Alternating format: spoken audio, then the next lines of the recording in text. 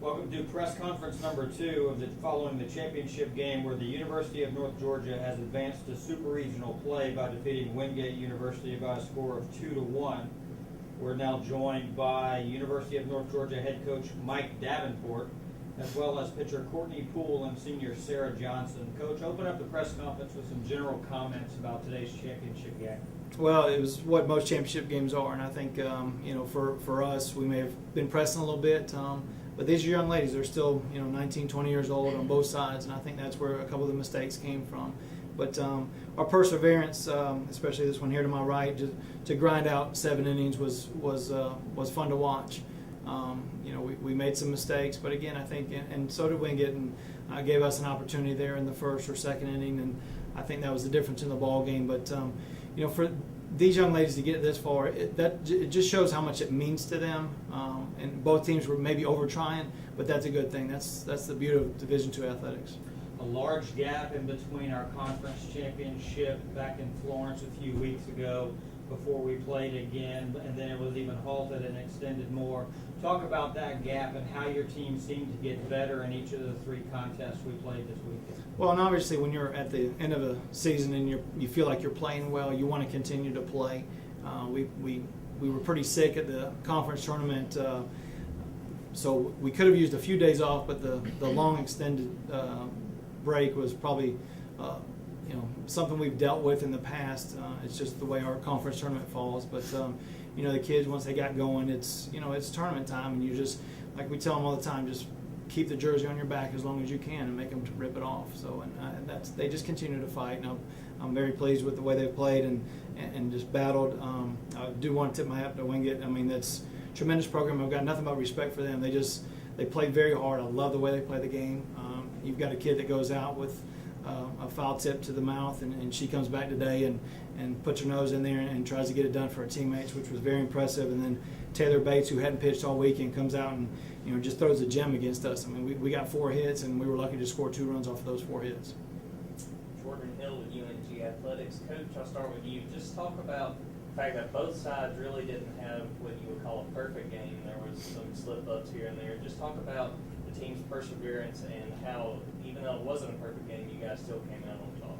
Well, I think it goes back to their kids, and I think for both sides they were playing so hard and trying to win so bad for their teammates that I think that's where some of the mistakes came from. It wasn't any ill preparation on their part by any means, or our part. It was just over trying and wanting it so bad for each other, and that's fun to watch. I mean, it's frustrating to watch from the dugout, but it's you like the effort that both teams gave today. I'll ask you, Courtney, early on, Wingate got a run, but after that you settled down. Just talk about just taking your time and pitching the way you wanted to pitch today. Well, I owe it all to my team and my coaches. I couldn't have without them. I did make a mistake in the beginning, but we came back and we got the run that we needed. Greg Fine and Delana, good night. I'll start with you, Courtney. 14 innings pitched in this regional, one unearned run. How important was it for you to dominate on the mound and to get started early? And even though you had your little hiccup in the second inning of this game, how important was it for you as a pitcher to stay on track and stay focused and have such a good regional? Well, obviously it was really important. We didn't score that many runs, so I had to be on my game and pitch every pitch very good. And like I said, the defense behind me was great, offense was great, and I owe it all to them. And just one more question for you. In the 4th, you had runners on first and second, and you came back and got 2 big strikeouts to end the inning. How big were those strikeouts to you, and did your catcher say anything to you? Because I know you guys talked for a second at the mound. Did she say anything to you that maybe helped you get through those last 2 outs in the 4th? She just reminded me that I did have a good defense behind me, and that she was going to call the pitches that I needed to throw, and I did what I could do. Coach, for you, amazing pitching all weekend long, and essentially for the whole season.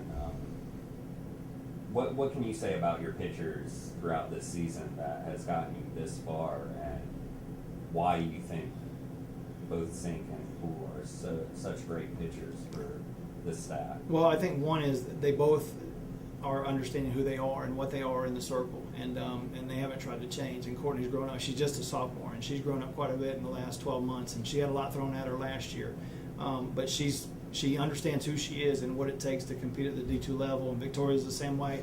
Victoria's a fifth-year senior, so she's mature beyond her age right now, and just she understands what her capabilities are. She doesn't try and blow people away, and she hits spots. And Amanda Hawkins deserves a lot of credit too. She's our sophomore catcher. She calls Courtney's pitches. My assistant coach Megan Burke calls Victoria's pitches, and both those two young ladies put these two young ladies in a position to be successful in the circle. And I think that's we do it as a group, and I think that's what's kind of got us this far. One more question for you. It looks like it's going to be Armstrong. I think you've already beaten them twice this year. You have any thoughts about what that game may entail, or?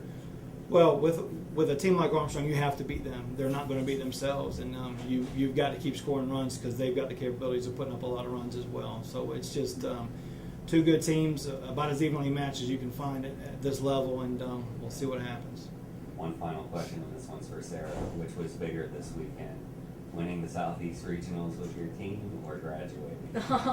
Oh, definitely the win. Obviously my education is important, but this is my family. They're both huge milestones, but I couldn't ask for a better team and better family to be with than this weekend. Thank you. Speaking of that family, you've been a part of 2 championships now in 2 weeks. 3 really, Peach Belt regular season, Peach Belt tournament, and now the regional championship. Talk about what it's like being a senior and an upperclassman, and seeing how this team has developed, being almost 9-6 at one point, and now we're playing our best softball. Yeah. From a teammate and elder statesman standpoint, talk a little bit about that. It's incredible. Truly, you can't ask for a better ball club. You can't ask for a better sisters. We continue to fight every single day, whether we're playing in a game or whether we're practicing. We give 110%, and Coach prides us on getting better each day, and we do. And we'll continue to give 110% until somebody, forces us to take off our jersey. We're not going to.